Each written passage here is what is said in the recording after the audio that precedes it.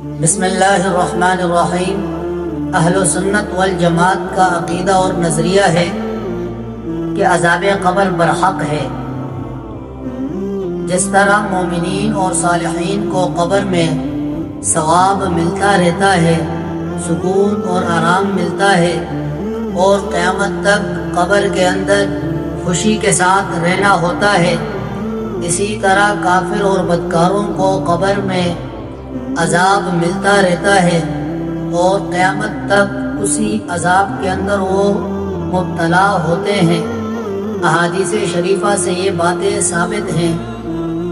امی عائشہ رضی اللہ تعالی عنہا کے پاس ایک یہودی عورت آئی اور اس نے امی عائشہ رضی اللہ تعالی عنہا کے سامنے عذاب قبر کا تذکرہ کیا اور کہا کہ اعاذک اللہ من عذاب القبر، کہ اللہ تجھے عذاب قبر سے پناہ میں رکھے، اللہ تیری عذاب قبر سے حفاظت کرے، تجھے محفوظ رکھے۔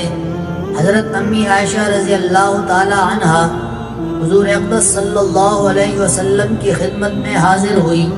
وہاں جا کر آپ صلی اللہ علیہ وسلم سے اس کے متعلق پوچھا تو رسول اقدس صلی اللہ علیہ وسلم نے جواب میں ارشاد فرمایا، نعم عذاب القبر حق، کہ عذاب قبر برحق ہے۔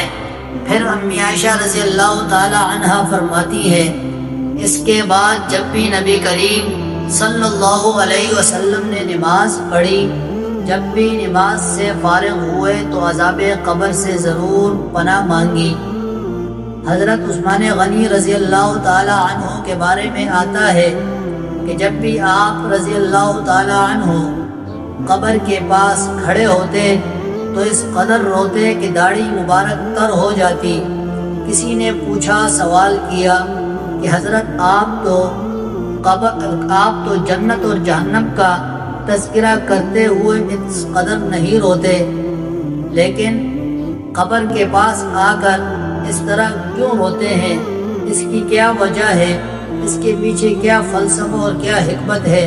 تو جواب میں ارشاد فرمایا کہ قبر آخرت کی منازل میں سے پہلی منزل ہے۔ اگر اس کے اندر کسی کو کامیابی ملی، کسی نے نجات پائی، تو باقی جتنی منازل ہیں ان سب کے اندر بھی وہ کامیابی پائے گا، اس کو نجات ملے گی۔ اگر کسی نے پہلی منزل کے اندر کوئی کامیابی نہ پائی، اگر کسی کو قبر کے اندر کسی قسم کی کوئی نجات نہ ملی، تو باقی جتنی منازل ہیں وہاں پر بھی اس کو نجات نہیں ملے گی۔ حضرت ابو سعید خدری رضی اللہ تعالی عنہ روایت کرتے ہیں کہ رسول کریم صلی اللہ علیہ وسلم نے ارشاد فرمایا، قبر میں کافر پر 199 اسلحے مقرر کر دیے جاتے ہیں جو قیامت تک اس کو ڈستے رہتے ہیں۔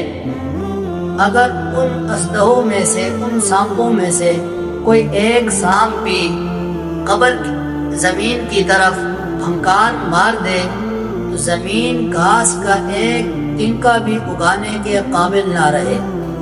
اللہ رب العزت سے دعا ہے